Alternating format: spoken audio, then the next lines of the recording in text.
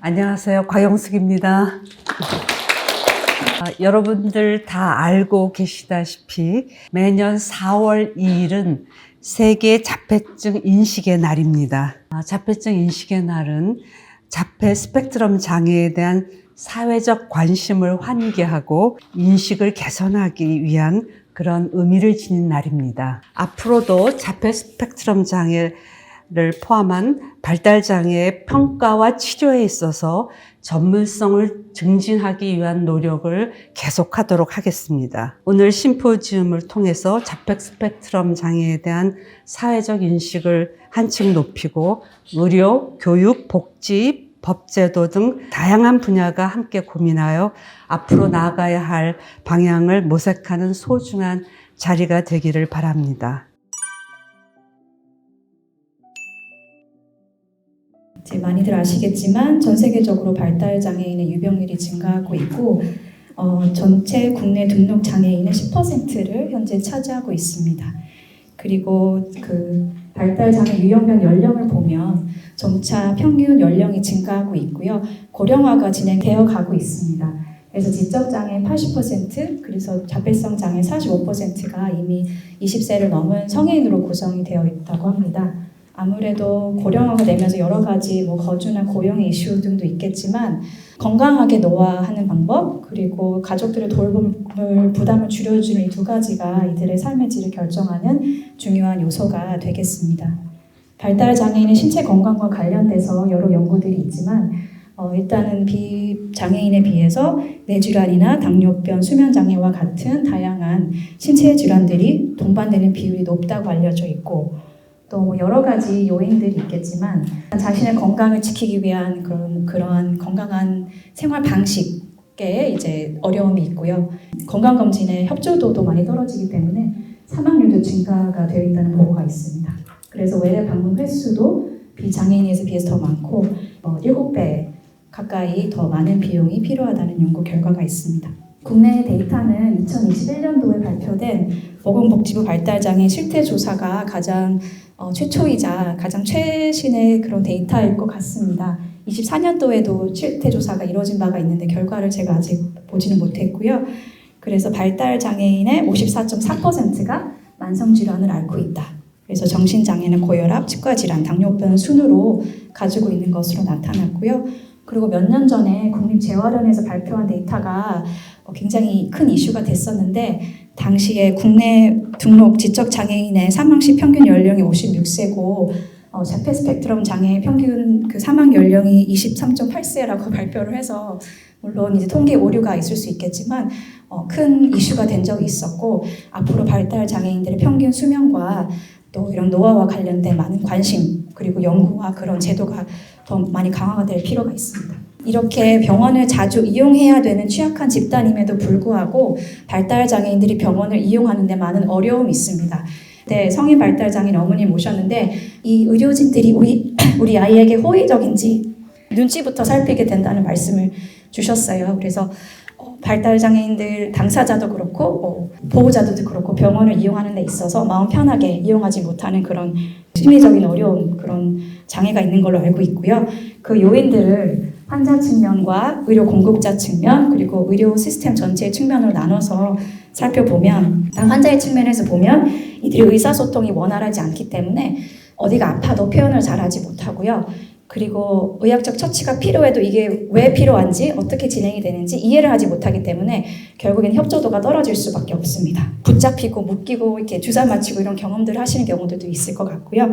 그리고 낯선 환경에서 불안감이 증가가 되고 감각적인 예민함 이 아이디 팔찌만 이렇게 차도 힘들어하는 경우들도 있고 병원에 입원함으로써 그들의 루틴이 깨지는 데서 오는 스트레스가 있을 수 있겠습니다. 의료 공급자 측면에서 보면 소아정신과 의료진을 제외한 병원의 대부분의 의료진은 자폐 스펙트럼 장애에 대한 지식이 전혀 없습니다. 그래서 발달 장애인들이 오면 왜 협조가 안 되는지 어떻게 설명을 해야 되고 또 도전적인 행동이 나타나면 왜 나타나는지 전혀 이해하지 못하기 때문에 사실은 의료 공급자 측면에서도 발달 장애인들을 진료하는 게 굉장히 힘든 경험이 될 수밖에 없고요. 그다음에 시스템 전체의 측면에서 보면 발달 장애인들이 오면 이제 대기 시간도 길어지고 처치 시간도 길어지고 더 많은 의료진이 필요하고요. 수가적인 측면에서 보면 동일하기 때문에 사실은 금전적으로 이제 불이익이 될 수밖에 없고요. 그리고 또 이들을 위한 별도의 대기 공간을 마련한다거나 발달장애 친화적인 어떤 의료 장비를 구매하는 데 있어서도 재정적인 부담이 들 수밖에 없습니다. 그래서 발달장애인들이 편하게 병원을 이용하기 위해서는 이런 환자와 의료 공급자와 시스템 전체 측면에 이런 여러 문제들이 다 해결이 되는 그런 의료 서비스가 가장 이상적이라고 볼 수 있겠습니다. 의료 병원에 가면 모든 게 다 자극이 되죠. 뭐 빛도 자극이 되고 팔찌가 자극이 되고 굉장히 스트레스풀한 환경이고요. 뭐 정신건강의 문제도 있고 그다음에 이제 가족의 돌봄에 있어서 아무래도 해결되지 않는 성인기까지 계속되는 도전적인 행동이 지역사회의 통합을 저해하고 가족의 돌봄을 증가시키는 주요한 원인으로 작용을 할 수밖에 없습니다. 그래서 성인 발달장애인의 50% 이상이 집에서 혼자 혹은 가족과 보낸다고 답을 했었고요. 그리고 도전적인 행동은 연령과 상관없이 전생애 주기에 걸쳐서 굉장히 다양한 빈도로 나타난다고 되어 있고 이것이 가족이나 서비스 제공자에게 가장 큰 부담으로 작용한다고 되어 있습니다. 그런데 국내에서는 도전적인 행동, 특히나 성인기에 나타난 도전적인 행동을 치료할 수 있는 역량 있는 치료사나 이런 치료기관을 찾는 게 굉장히 어려울 수밖에 없고 그래서 발달장애인 권리보장 및 지원에 관한 법을 통해서 발달장애인 거점병원과 행동발달증진센터를 설립할 수 있는 법적인 근거가 마련이 되었고요. 사실 이 두 가지는 엄밀하게 조금 다른 기능을 가지고 있습니다. 발달장애인 거점병원은 발달장애 특성에 맞는 아까 이제 신체 건강과 관련된 어떤 처치나 검사를 지원할 수 있는 시스템을 의미를 하고요. 행동발달증진센터는 도전적인 행동을 치료할 수 있는 전문적으로 치료할 수 있는 그런 센터를 의미를 합니다. 그래서 법률이 제정이 된 이후에 2016년도에 한양대학교 병원과 양산부산대학교 병원 두 개소에서 일단은 지정을 받아서 운영이 되기 시작했고 현재는 전국 12개소가 이제 개소가 돼서 운영이 되고 있습니다. 그래서 전국적으로 12개소가 있고 서울대학교 병원이 현재 중앙지원단으로 지정이 되어서 운영이 되고 있습니다. 네, 그래서 많은 환자분들이 점차 건수가 늘어나서 전국적으로 2만 건 이상의 치료 프로그램이 제공이 되고 있는 상황이고요. 치료 프로그램을 개발하기 위해서 여러 선생님들과 각 병원의 선생님들이 노력하고 계시는 걸로 알고 있는데 일단 함께 이루어졌던 그런 몇 가지 작업들을 말씀을 드리면 2024년도에 발달장애인 거점병원 연합과 또 국내 발달장애인 전문가들이 모여서 발달장애인 진단과 치료를 위한 한국형 임상 가이드라인을 발표를 했습니다. 그래서 이 내용은 무료로 이제 중앙지원단 홈페이지에서 무료로 이제 다운로드 받으실 수가 있고요. 또 보건복지부 발주로 발달장애인 조기 개입과 관련된 많은 이슈들이 있습니다. 뭐 이제 에비던스가 부족한데 유행하는 여러 그런 치료들도 있고 또 비용도 너무나 이제 많이 부담이 되기 때문에 현황을 분석하고 개선 방안에 대한 연구를 용역 연구로 진행한 바가 있었고 2023년도에는 장애인 5개년 건강보건관리계획 종합계획에 발달장애 분과로 참여해서 계획을 수립하는 데도 참여를 했습니다. 세계 자폐증 인식의 날에는 매년 각 병원에서 자폐에 대한 인식을 더 높이기 위해서 여러 가지 행사들을 각자 진행을 하고 있고요. 그리고 아무래도 성인 발달장애인을 위한 치료사 인력 양성과 근거 기반의 치료가 아직 많이 널리 이제 퍼지지 않는 것이 우리나라 현실이고요. 중앙지원단에서는 미국 러커스 대학교와 MOU를 맺어서 거기 성인 프로그램을 그분들을 모셔서 작년에 한번 워크숍을 진행했고 올해는 각 거점병원에서 이제 근무하고 있는 치료사들이 직접 그 러커스 대학교를 방문해서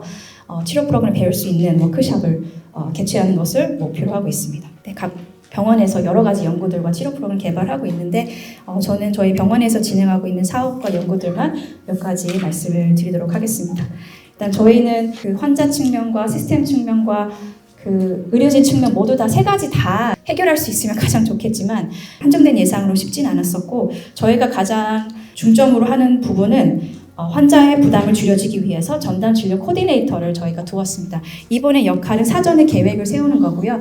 대학병원 가면 가장 힘든 게 이과 갔는데 저과 가라고 하고 그러면 며칠 또 있다 와야 되고 이과 갔는데 검사 또 며칠 있다 와야 되고 또 결과들을 또 이때 와야 되고 그래서 진료를 보기 위해서 한 3-4번에 걸쳐서 대학병원에 이제 와야 된다는 점이 가장 불편하신 걸로 알고 있어요. 그래서 전담 진료 코디네이터의 역할은 미리 메디컬 히스토리를 듣고 또 가능하다 병변 사진을 얻어서 이분이 직접 각과 진료 교수님들을 찾아가서 병원에 와야 되는 일인지 아닌지 그리고 어떤 검사를 받아야 되는지를 확인을 하시고 하루 안에 다 해결할 수 있도록 계획을 짜주시는 게 이분 전담 진료 코디네이터의 역할이고요. 이것만으로도 많이 좀 불편이 해소가 되는 것 같습니다. 그래서 이분의 역할이 저희 그 사업에서 중추적인 역할을 하고 계시고, 그다음에 저희가 또 하다 보니까 발달 장애인들이 다른 분들과 함께 병실을 쓰는 것도 굉장히 좀 힘들어하는 부분이 있어서 저희가 1인실처럼 사용할 수 있는 구조를 만들었고, 간단한 처치나 검사가 필요한데 외래에서 대기하기 너무 어렵다 그러면 당일로 입원하고 당일로 퇴원할 수 있는 이런 당일 입퇴원 시스템을 저희가 만들어서 운영을 하고 있습니다. 저희 병원 사례 몇 가지인데 자세하게 말씀을 드리진 않겠지만 이분들은 병원을 몇 번 이용하다 보니 불친절한 곳이다라는 인식이 박혀서 주차장에서 이분이 내리질 않아요. 이렇게 말씀하시는 분이 너무 많으시거든요. 그래서 저희 서비스는 일단 주차장에서부터 시작이 되고, 저희 병원 홈페이지에 가면 저희가 발달장애인 거점병원 체크리스트를 만들어서 탑재를 했는데, 제가 말씀드린 부분들 다 이제 유선으로 설명하기 힘들 수 있으니 전산으로 입력하시도록 저희가 포맷을 만들었어요. 그래서 이분이 발달장애인 어떤 진단을 받았고 어떤 약을 먹고 어떤 도전적인 행동이 있었고 예전 병원에 입원했을 때 어떤 게 힘들었었고 지금 어떤 상황인지 작성을 해서 저희 홈페이지에 입력을 하면 저희 진료 코디네이터에게 전송이 되는 이런 체크리스트를 저희 홈페이지에 탑재를 했습니다. 그리고 이제 병원 여권이라는 것도 한번 개발을 해봤었는데 굉장히 거창한 게 아니라 부모 교육 갔다가 이거 너무 아이디어 좋다고 말씀하셔가지고, 이게 발달장애인데 어릴 때부터 여러 가지 병원을 돌아다니는데 병원 옮길 때마다 어디 다녔고 무슨 약을 먹고 일일이 다 얘기하고 기억하기 너무 어렵잖아요. 그래서 여권처럼 그 메디컬 히스토리를 그때 기록할 수 있고, 또 이거를 그러면 이제 병원에 갈 때마다 이제 보여줄 수 있는 용도로 이런 저희가 수첩을 한번 개발해봤고요. 아무래도 병원이 낯선 공간이다 보니 그 공간 자체가 주는 불안감이 있을 수밖에 없어서 실제 동선을 이렇게 주차장에서 여기 원목과 수납을 하고 엘리베이터와 에스컬레이터를 타면은 이렇게 생길 것이다. 정신건강의학과 간판이 이렇게 생겼고 진료실이 이렇게 생겼고 미리 한번 경험하고 오실 수 있도록 그냥 실제 동선을 촬영을 해서 저희가 유튜브에 업로드 해놨습니다. 그 다음에 이제 소셜 스토리가 일단은 그 상황을 미리 한번 경험할 수 있도록 보여주는 거잖아요. 근데 지면으로 경험하는 것보다 체험형 VR로 보면 조금 더 실감이 날 것 같고, 그런데 이제 이분들이 이 디바이스, HMD 디바이스를 쓰는 것 자체가 너무 스트레스라서 벽면에 쏠 수 있는 그런 케이브 VR 형태로 체열 과정을 그리고 엑스레이 과정을 이렇게 실제로 이렇게 한번 체험형 VR로 한번 만들어 보았고, 감각적인 자극이 올라왔을 때 병원에서 그거를 지원할 수 있는 시각적 지원, 촉각, 청각, 미각 이런 여러 가지 센소리 박스를 만들어서 병원에 오실 때 저희가 제공을 하고 있습니다. 그리고 사회 성개입 프로그램으로 나누리 프로그램을 저희 임상심리 전문가 팀에서 개발을 했었는데 실제로 성 문제가 있는 그런 청소년 그리고 젊은 성인기 남자분들이 많이 오시거든요. 근데 이분들을 치료할 수 있는 국내 프로그램이나 이제 의뢰할 수 있는 곳이 많지 않다 보니까 저희도 자체적으로 10회기 정도의 프로그램을 개발해서 성교육과 함께 너와 나의 경계선이 어느 정도가 적절해 이런 것들을 교육할 수 있는 10회기 프로그램도 한번 개발해봤습니다. 마지막으로 향후 과제와 관련된 부분이고, 이거는 제 개인적인 생각이 많이 가미된 부분이긴 한 건데요. 모든 지역마다 지금 개소가 되어 있지는 않습니다. 그리고 지자체별로 1개소 이상 의무 설치가 되도록 하는 법안이 통과가 됐기 때문에 조만간 이제 모든 지자체에 1개씩 이상씩 개소가 돼서 지역별 불균형을 좀 완화할 수 있을 것이라고 기대가 되지만, 사실 이미 발달장애인 거점병을 운영하는 사람으로서 기존의 센터의 기능을 더 강화시키기 위한 그런 많은 관심과 지원이 아직 필요하다고 생각이 되어집니다. 그 발달장애 친화 거점병원은 따로 이제 수가가 있더라고요. 저희는 동일한 수가로 지원이 되고 있어서 이런 현실적인 금전적인 문제도 정부에서 더 많은 지원이 필요하다고 생각을 하고, 또 하다 보니까 이제 발달장애 친화 의료 장비 이거는 일본 학계지에서 제가 다운받은 건데, 주로 이제 치과가 이런 게 많이 개발이 돼서 치과 관련 디바이스가 좀 많지만 수술대라던가 마취 체어라던가 이런 것도 발달장애에게 친화적인 이런 의료 장비를 개발하는 것도 사실은 필요하지 않을까. 근데 그거는 저희 과 노력만으로는 되지 않는 부분이거든요. 그래서 이런 부분에서의 많은 연구와 또 지원이 필요하다고 생각을 합니다. 입원하는 부분도 발달장애인 그분들이 그냥 일반 보호병동에 입원하면 굉장히 힘들어하세요. 그 이유가 일단은 본인만 발달장애인이기 때문에 본인에게 필요한 어떤 그 디바이스라든가 일단 루틴이 깨지시고요. 그 다음에 이분들에게 또 프렌들리한 어떤 치료 프로그램이라든가 이런 게 전혀 없거든요. 그래서 제가 예전에 신시내티 어린이병원에 갔을 때 발달장애인 전용 병동을 한번 이제 견학할 수 있어서 좋은 경험이었는데 저 초록색 의자가 그 밀 수는 있는데 던질 수는 없는 의자거든요. 그 다음에 이제 문고리라든지 이런 수도꼭지가 다 줄을 걸 수 없게 만든 이런 좀 특별한 이런 납작한 구조로 더 만들어졌기 때문에 발달 장애인들에게 좀 안전한 그런 병동 환경을 만들 수 있도록 하기 위한 노력도 해주시면 발달 장애인들 입원하는데 더 많은 도움이 될 것 같습니다. 치료사와 관련된 얘기인데요. 절대적으로 저희가 많이 지금 부족한 상황이고요. 특히나 도전적인 행동에 대한 이 부분은 많은 분들이 아직도 많이 어려워하시는 것 같아요. 특히나 성인과 관련된 부분. 그래서 이번 분들을 적극적으로 국가에서 지원해서 양성을 하면 좋겠다 이런 생각도 이제 가지고 있습니다. 마지막으로 지역사회 기관과의 연계가 강화가 필요하고 그 다음에 그 장애인들을 위한 여러 의료 서비스들이 최근에 많이 개발이 되고 설립이 됐습니다.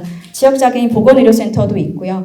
그다음에 장애인 주치의제도도 있고요. 그다음에 장애인 친화 건강검진센터도 있고 저희 발달장애인 거점병원들도 있는데 아직까지는 이들 센터 간의 어떤 역할 확립이라든지 연계가 조금 더 강화가 돼야 될 필요가 있다고 생각을 하고 최근에 이제 시작되는 최중증 돌봄 서비스나 보건복지부에서 하는 주간 돌봄 서비스와 행동발달증센터 간의 연계가 보다 원활히 될 수 있도록 지원 그리고 정부의 그런 관심이 더 많이 필요한 부분이라고 저는 생각을 합니다.